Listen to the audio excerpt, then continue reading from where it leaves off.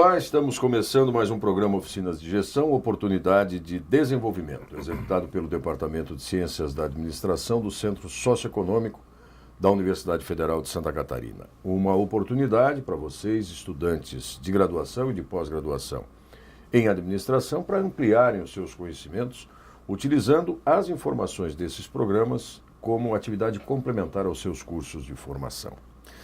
O tema sobre o qual nós vamos conversar hoje é energia e sustentabilidade. Para isso, eu já tenho aqui ao meu lado nosso convidado, o professor André Luiz da Silva Leite, pós-doutor em Economia pelo Instituto de Economia da Universidade Federal do Rio de Janeiro, doutor e mestre em Engenharia de Produção pela Universidade Federal de Santa Catarina e graduado em Ciências Econômicas também pela Federal aqui de Santa Catarina. O professor André é professor e subchefe do Departamento de Ciências da Administração da UFSC e tem como principais focos de pesquisa os temas competitividade e concorrência, finanças corporativas, regulação e economia institucional. E como objeto de estudos, mercados de energia elétrica a partir de mudanças institucionais, introdução de competição do setor elétrico e de fontes renováveis de energia na matriz elétrica brasileira. Professor André, um prazer tê-lo aqui conosco. Prazer é todo meu, bom dia. Ter aceito o nosso convite pela sua participação. Bom, eu acho que sustentabilidade talvez para alguns possa parecer só uma palavra da moda, uma nova onda, né, em termos de formulações, reflexões, enfim. Agora, objetivamente, ela é algo concreto, tangível, importante, fundamental, e cada vez mais um desafio para toda a humanidade, né, professor? Sim, Como é que a gente pode caracterizar esse tema da sustentabilidade de uma maneira geral, num contexto mundial, para depois a gente ir aprofundando essa questão da energia aí? Ótima pergunta. Eu trouxe esse tema para o laboratório de gestão justamente pelo fato de que hoje esse tema é um tema multidisciplinar. Há duas, três décadas atrás, esse tema era um tema restrito a físicos, talvez engenheiros, algumas outras pessoas preocupadas com as questões ambientais. Hoje, esse é um tema que diz respeito a todas as áreas disciplinares, a toda a academia tem como colaborar com a questão de sustentabilidade. Então, hoje é um tema multidisciplinar, é um tema que os administradores, os economistas, os contadores também têm muito a contribuir com as suas expertises, com as suas capacidades de gestão, de elaboração de projetos, para a gente, de fato, ter um mundo mais sustentável. E hoje, aqui no Departamento de Ciências da Administração da UFSC, a gente vê em vários níveis, em graduação, em mestrado e doutorado, uma série de trabalhos dos nossos alunos, trabalhos às vezes mais práticos ou mais teóricos, mas focando o tema sustentabilidade, que não é só um tema da moda, mas é uma preocupação realmente com o futuro do planeta, o futuro dos nossos filhos, com a questão agrícola, com a questão de alimentos, de fornecimento de água, né? Aliás, muitos textos de sustentabilidade costumam dizer que há 3 problemas grandes hoje para a humanidade, que é a água, de onde nós vamos obter água para consumo humano, água para banho, enfim. O lixo, o que fazer com o lixo, já que nós consumimos muito, a gente compra um celular, ele vem com uma caixinha, papel, plástico, então o que fazer com esse lixo? E energia. Então por isso que eu resolvi trazer esse tema aqui, porque é um tema também pertinente à administração. É porque normalmente o senso comum relaciona o termo sustentabilidade só ao ambiente, né? Só ao meio ambiente, só à natureza, quando na verdade sustentabilidade, como disse o professor André, ela permeia todas as áreas do conhecimento. Sim, tem uma sustentabilidade na perspectiva econômica, uma sustentabilidade na manutenção de um negócio, de um empreendimento. Tudo tem que ser sustentável. E exatamente, vai além de só pensar numa questão de ecologia, ou os ecochatos, né, como se dizia antigamente, vai muito além disso, porque toda uma preocupação que rege o nosso bem-estar no planeta hoje, né? O nosso bem-estar hoje é comprometido. E muitos costumam dizer que o grande desafio da humanidade hoje é manter a nossa qualidade de vida ou melhorá-la, mas mantendo e respeitando o meio ambiente. Então, como é que eu vou manter a minha qualidade de vida, o meu acesso à internet em casa, o ar-condicionado no verão, O transporte pelo qual eu me desloco. transporte pelo qual eu me desloco, todas essas coisas que facilitam, que tornam a nossa vida melhor do que a nossa vida 50, 60 anos atrás, mas eu tenho que, ao mesmo tempo, pensar na manutenção do meio ambiente, em minimizar os impactos desse meu bem-estar no meio ambiente. Então, o desafio da humanidade hoje é não só manter esse bem-estar, como incorporar mais pessoas a esse bem-estar, porque tem pessoas que estão à margem disso, mas mantendo e respeitando o meio ambiente. E talvez a questão da energia possa ser um bom exemplo para começar a falar sobre isso, porque ela é ao mesmo tempo solução para muita coisa, mas o seu consumo e a sua fonte também acabam sendo um grande problema. Exato. Por um lado, a energia ela é a causa do problema. É o setor mais poluente no mundo. Não no caso do Brasil, porque o Brasil, basicamente, a nossa matriz elétrica vem de hidrelétricas, né, que são uma matriz renovável. Mas no mundo, que usa basicamente combustíveis fósseis, ou combustíveis a partir do petróleo ou carvão, então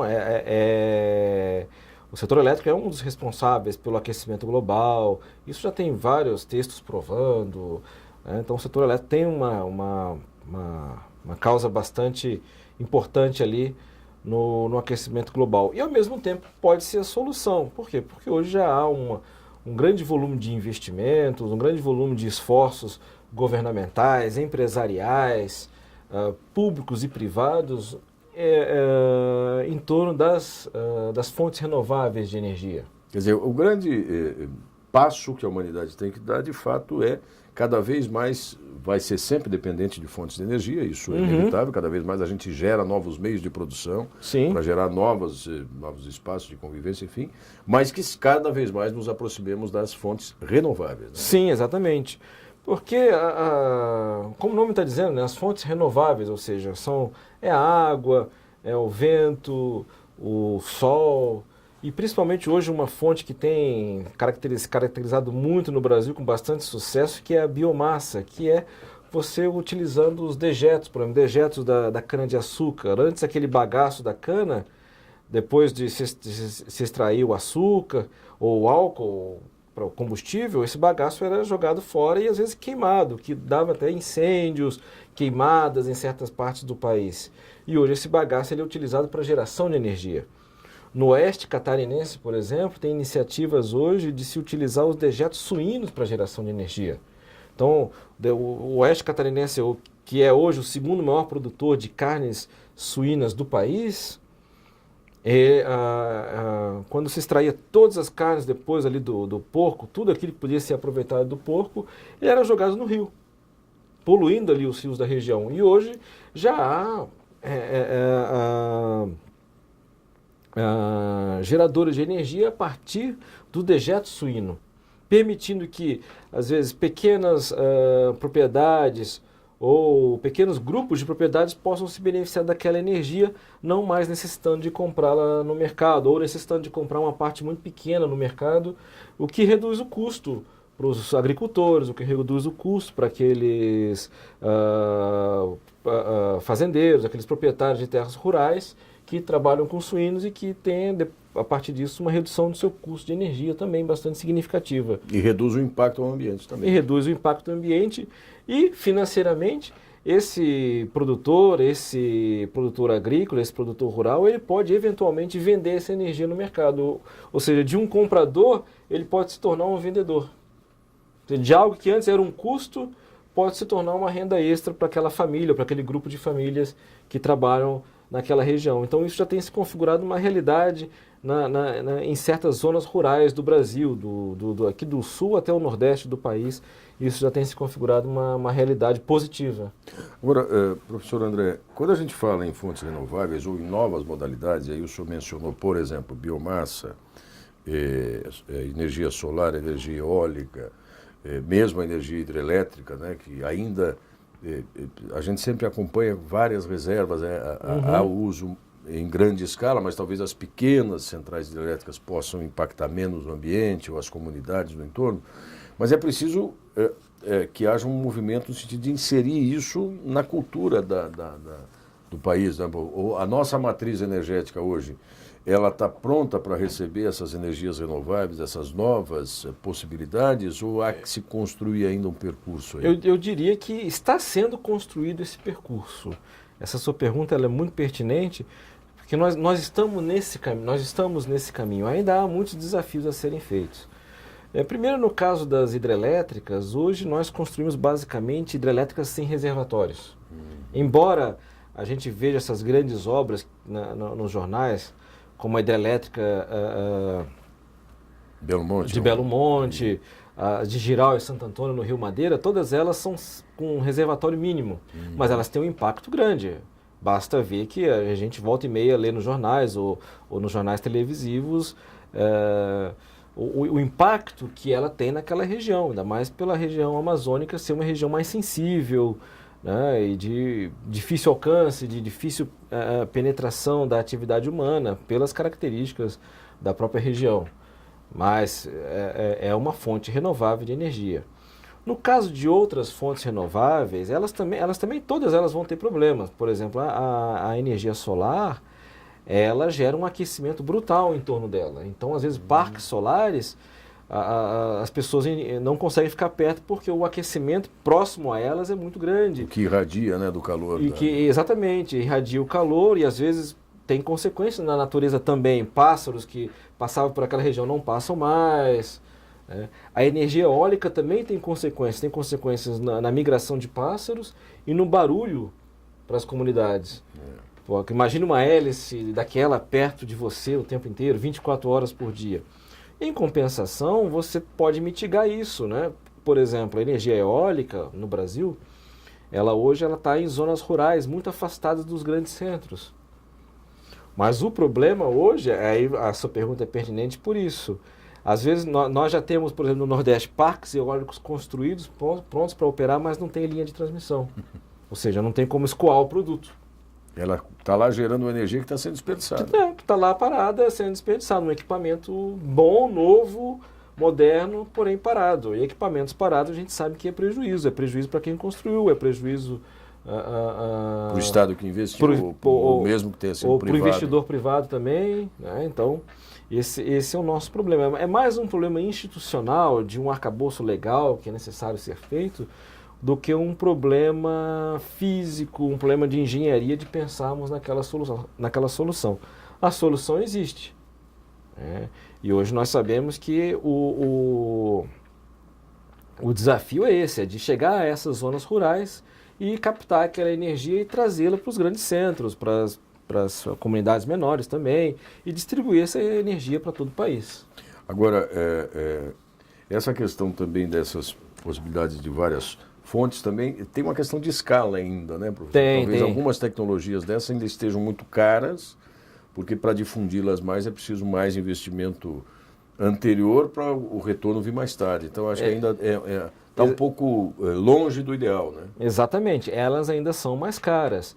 Um dos problemas hoje que a gente observa no nosso dia a dia, por exemplo, todos nós temos carros movidos a gasolina ou álcool, ou alguns têm o carro com aquele gás, né? Com gás, que houve muito no Brasil, um investimento muito grande no Brasil até 2007, 2008, quando o preço do gás era mais competitivo. Ainda é, mas era mais ainda. Taxista sempre usa carro a gás. Mas a tecnologia que está embarcada ali no automóvel, o motor a combustão, é uma tecnologia de mais de um século, uma tecnologia dada, e que, exatamente como o professor Áureo coloca, reduz o custo e logo torna os nossos carros viáveis economicamente. A gente pode comprar esses carros por isso. Uma grande tendência que se coloca hoje no mundo, e o Brasil faz parte disso, é um dos futuros, por exemplo, do setor de energia, é o carro elétrico. O carro elétrico ele seria exatamente um carro sustentável, porque a emissão seria zero do carro em si, né? Porém, hoje a gente ainda não tem condições de ter uma frota de carro elétrico, de substituir os nossos carros por carros elétricos.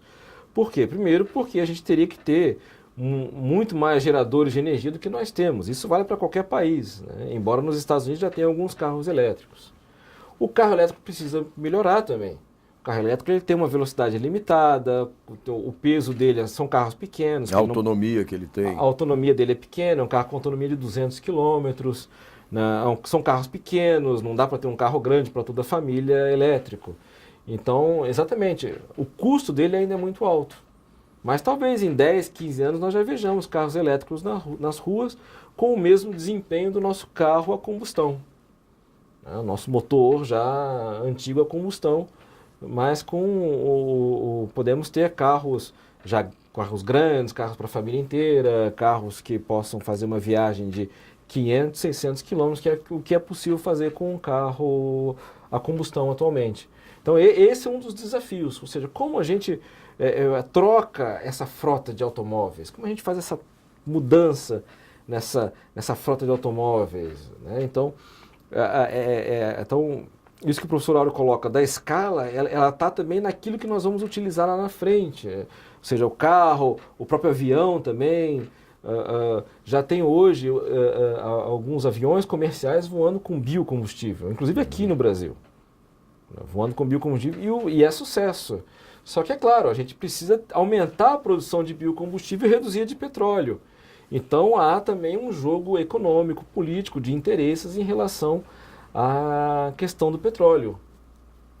Ou seja, diminuir e parar o consumo de petróleo não é tão simples assim. Porque há uma ponta que vai perder. Há uma ponta que vai perder. E hoje no Brasil nós temos uma fonte de petróleo inimaginável, né, chamada pré-sal, que o pré-sal, para quem não sabe, é uma província de petróleo situada no litoral brasileiro que vai mais ou menos de Vitória, no Espírito Santo, até Itajaí, em Santa Catarina.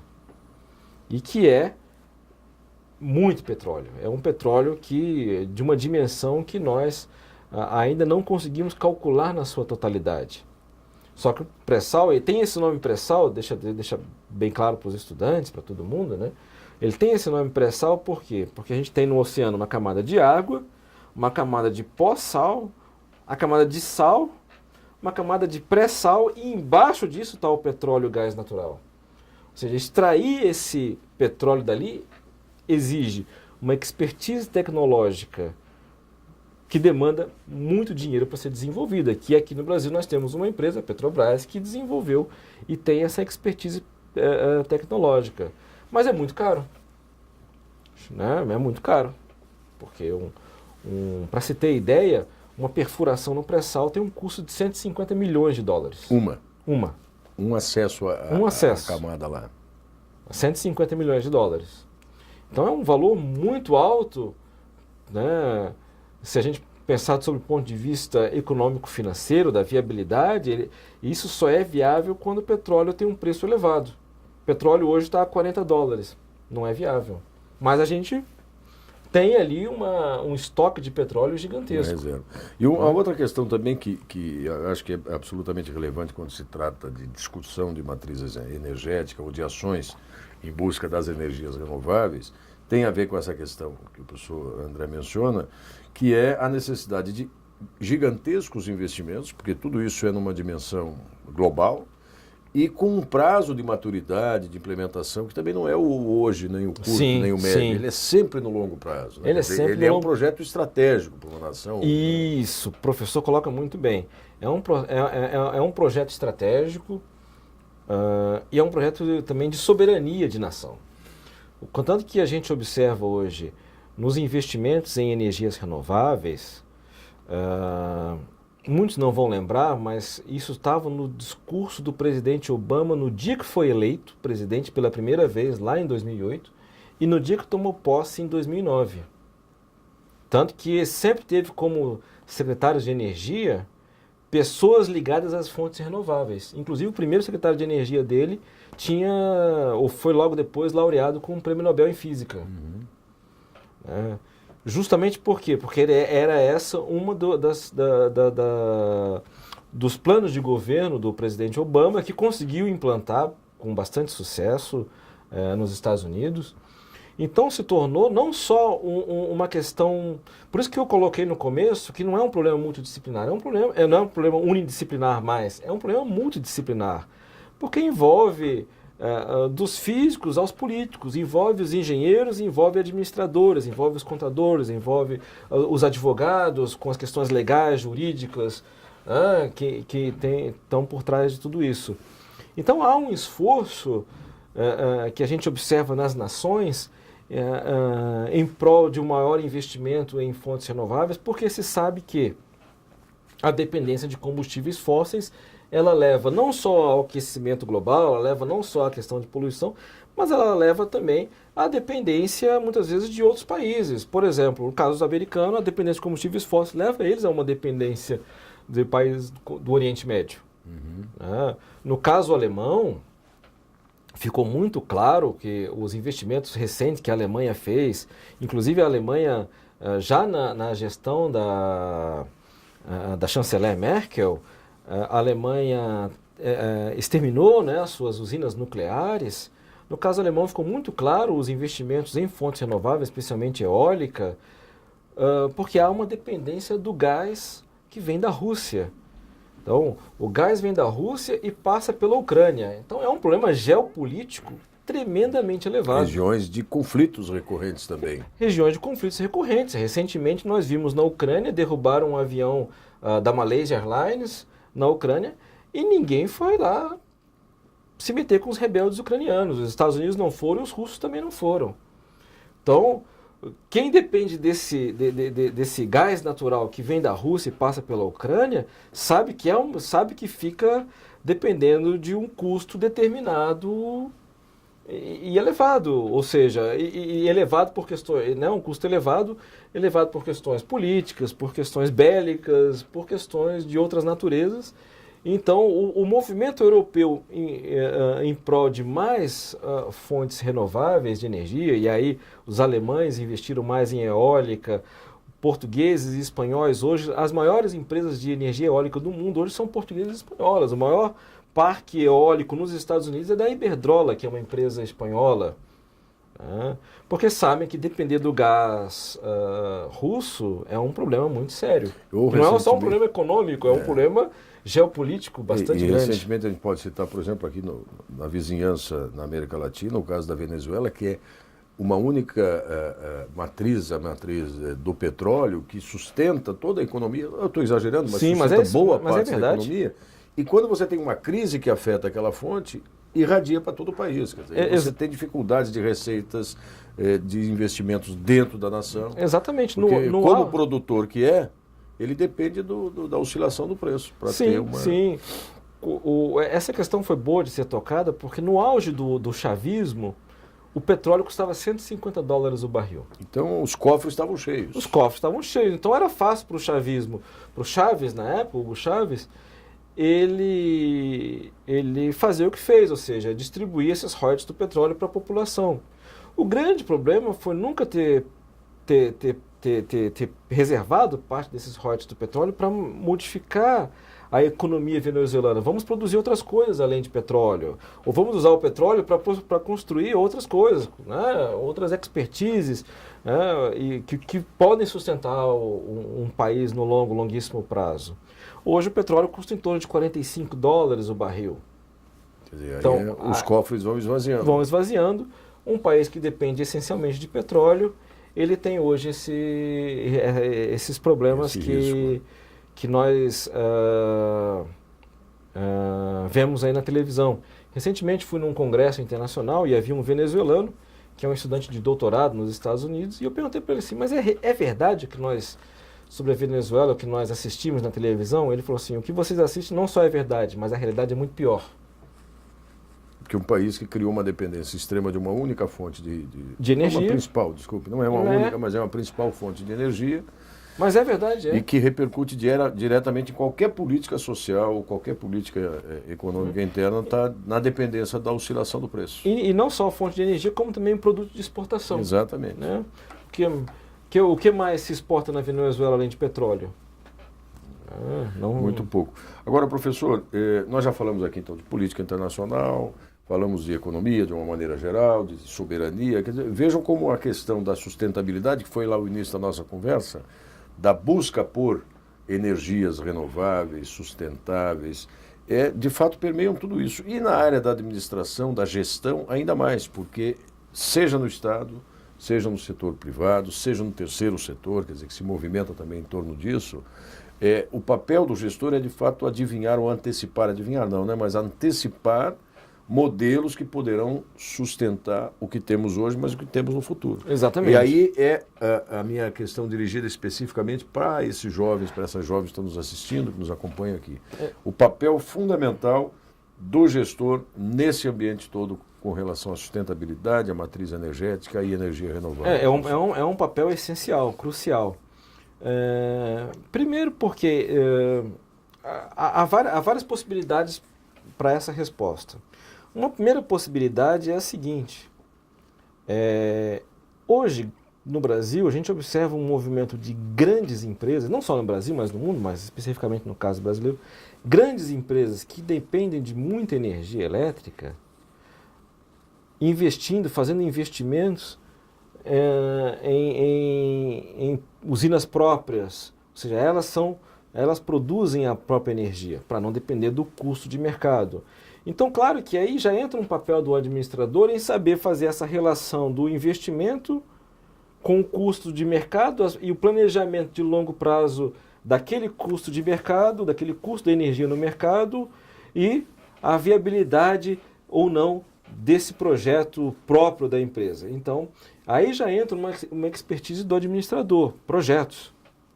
Eu vou elaborar um projeto para entender a viabilidade econômico-financeira de se fazer aquele novo investimento.